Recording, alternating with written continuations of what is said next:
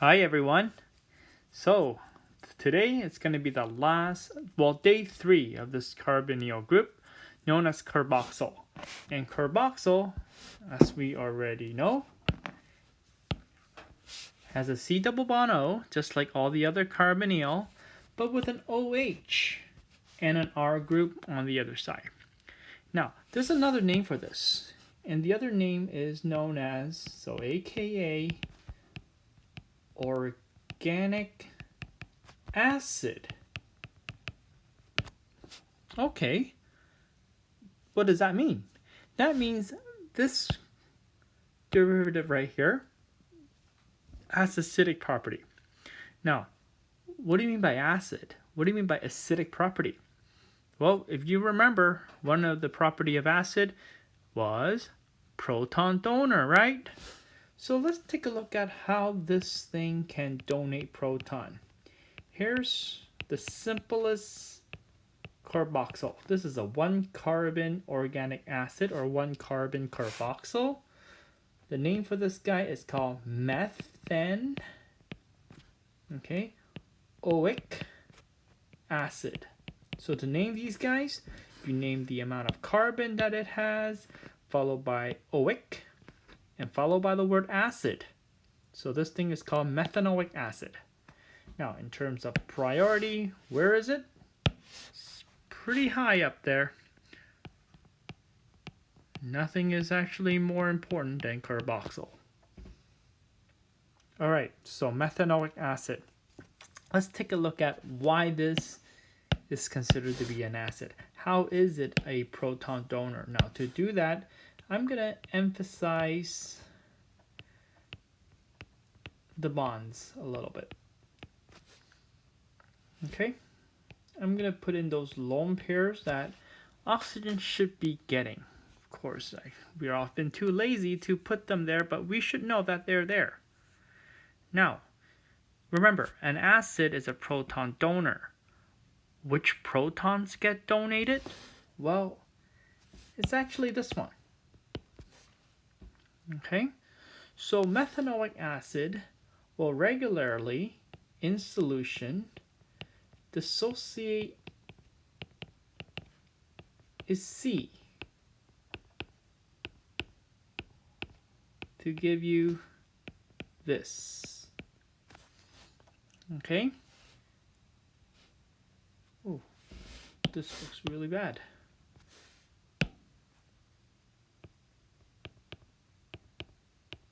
There. Okay, of course, the oxygen will contain a negative charge, and the proton right here will go off and do its acidic, reactivity. Okay, because that's what all acids do. It donates these protons. It disembowels with the rest of the molecule and increases the pH. Well, decreases the pH, increases the H+ concentration. Okay, now, if you think about it, why would this molecule have that ability? What makes this oxygen so willing to give off this proton? Now, let's see if you can remember back in October. We said that if this negative charge was solely belonging to this oxygen, this reaction, this proton donating thing would never happen. Because if this oxygen is carrying this negative charge solely, that's a lot of stress. But if you remember back in October, something like this happens, where these lone pair will say, well, I'm going to come over here and form a double bond with carbon. Well, this double bond right here will come back over here to become lone pair for oxygen. As a result, hey, I can look like this.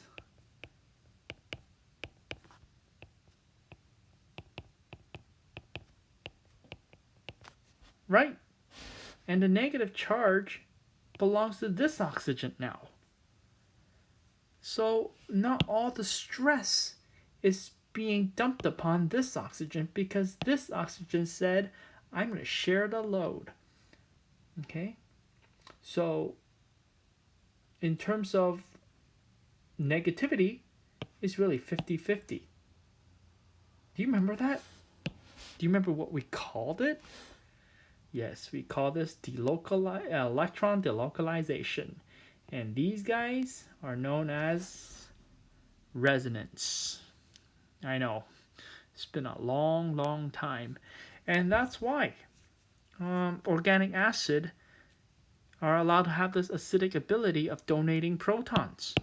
It's because oxygen are sharing that negativity, which means by donating this proton, he's going to be okay. This oxygen is going to be okay because this oxygen is right there sharing the load. As a result, we have these organic acid in place. Okay? Due to the double bond O, he belongs to the carbonyl group known as carboxyl. Now, methanoic acid is the, I guess, most simplest methanoic acid. It is pretty common. You'll find this acid in stuff like bee stings, and in many cases, a lot of pesticides out there uses methanoic acid as one of, I guess, its feature for pest killing ability. Pretty cool stuff. Now, if I were to increase your carbon chain to give you this 2 carbon carboxyl, I wonder if you've seen this before.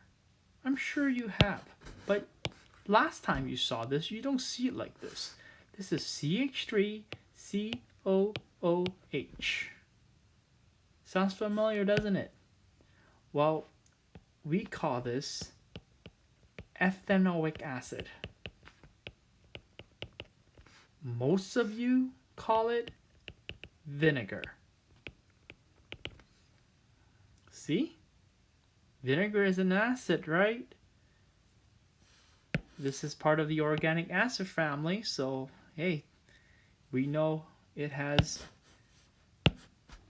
acidic property, okay, by donating H's. So these organic acid are organic acid because of this sense. Of course, if you have a 3-carbon organic acid, it'll be called propanoic acid, followed by butanoic acid, pentanoic acid, hexanoic acid, and so forth. So I hope you guys are clear on that one. Hey, let's clear this up and let's do some naming. So here it is. Carboxyl. Let's put some alcohol in here. Let's put some cyclo in here. Let's put some nitrile in here. Let's put some chlorine in here. Why not put a ketone in here? That should be fun, right? How are we going to name this? Well, we know that this is going to be your longest chain. Carboxyl, being the most important of them all, should get number 1. And it can only be in the terminal carbon. Well, just like aldehyde, huh? Because aldehyde is also has to be in the terminal carbon. So later on, we'll actually see what happened when you have one terminal being carboxyl and the other terminal being aldehyde. And what are we going to do there? All right, so looking at this, this is a 7-carbon carboxylic acid. So let's name this. This is going to be, putting things in alphabetical order, 3-chloro. Okay.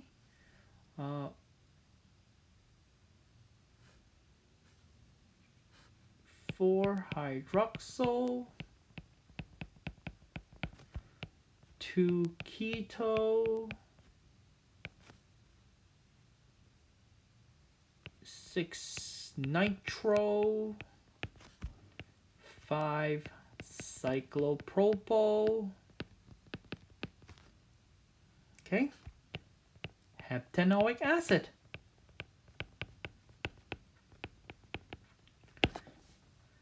Like aldehyde, we don't have to say one heptanoic acid because it can only be a number one. Okay, so let's increase. Let's increase the difficulty here, and let's take a look at this one. So here we are, carboxyl, aldehyde. We have a ketone. Let's do 2 ketone, and let's do one of these. I haven't seen these for a while, huh? Let's do one of these. Maybe a methyl here, and now, how are we gonna name this? Well, there's your longest chain. Who's gonna be number one? Do you want aldehyde to be number one? Or do you want carboxyl to be number one? Well, carboxyl is more important, so therefore carboxyl should be number one. No doubt about it. Okay. Now we start naming. So it looks like at position number 2 and position number 3, we have a diketo. Okay. At position number 6, we have a methyl. At position number 3, do you remember what this was? Yes, we call that T-butyl, tert-butyl. Oh, looks like I made a mistake again. I guess I didn't tell you what happened when aldehyde is no longer the important group, huh? So when aldehyde is no longer the important group, we say aldehyde is called aldo. So since it's at the 7th position, we say 7-aldo. Because the A is your alphabetical comparison. Remember that. I almost forgot. So that's 7-aldo, 2,5-diketo, 6-methyl, 3-tert-butyl, another heptanoic acid. Okay? Looking familiar? As I said, from now on, most cases, they're all going to be pretty much the same. Not a lot of differences. All right, let's do a couple of more. So what happened if I have double bond and triple bond? Is that going to be a big deal? Let's put hydroxyl here. Okay. Well, just like what we've been doing. Okay. This is going to be 2-hydroxyl. Okay. You note the fact that this is your longest chain. You need to tell me exactly what's in your longest chain. Are there any double bond and triple bond? So let's say, here we go. This is a hept. Not sure why I keep doing hept today. But yeah, it's carbon number 3, you have triple bond involved. Okay. Number 5 and number 6, there's double bonds involved, followed by the word oic acid. So this is 2-hydroxyl hep-3956-dienoic acid. Again, you might want to know, are these necessary? No, they're not necessary. In fact, some people will just connect the E and the O together as one word. It's really just a way of organizing your information here. All right, let's do one killer one.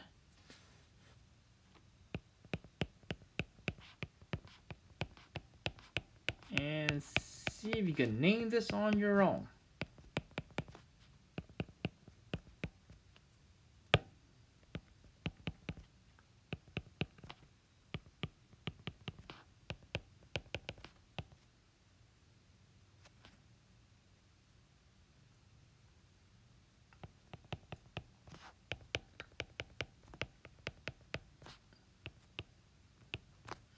Okay, so maybe you guys can pause the video and see if you guys can just name this and be able to get it right.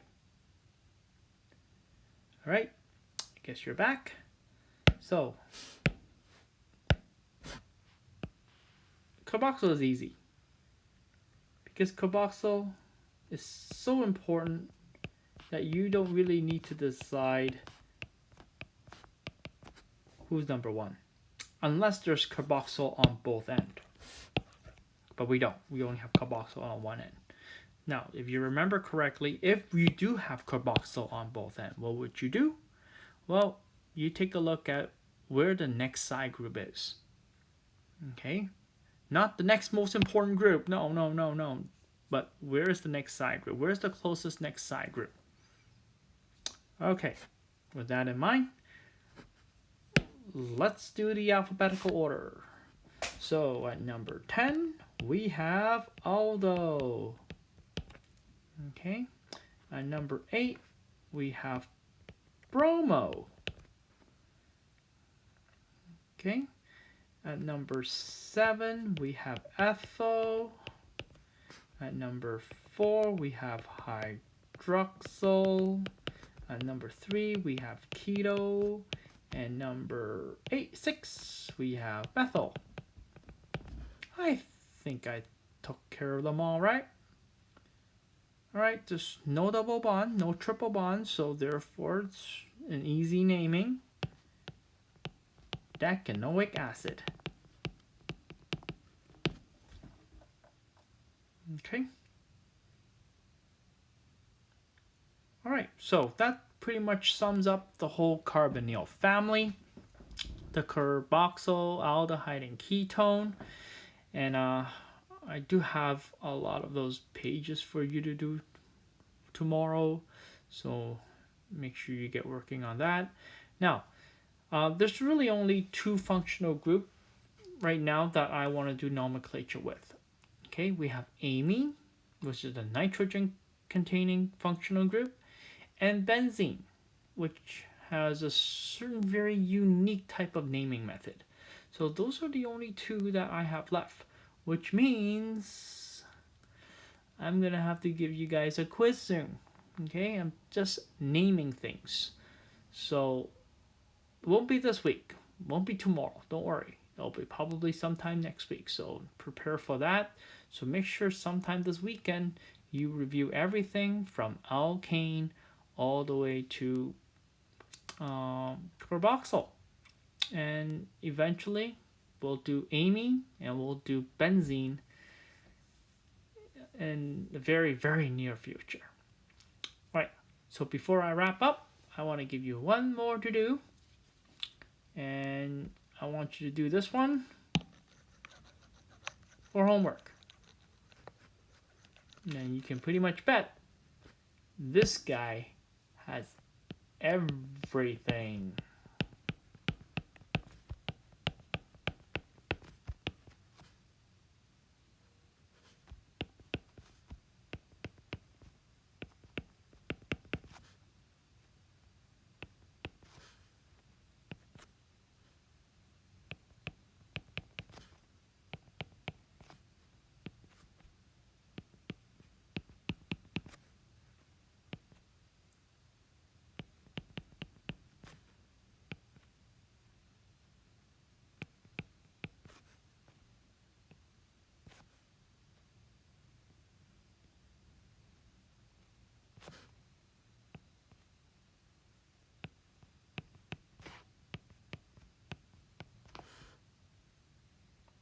Okay, doesn't that look beautiful? See if you can name them. Okay, and then we'll take it up next time we speak. All right, see ya. Have a good day.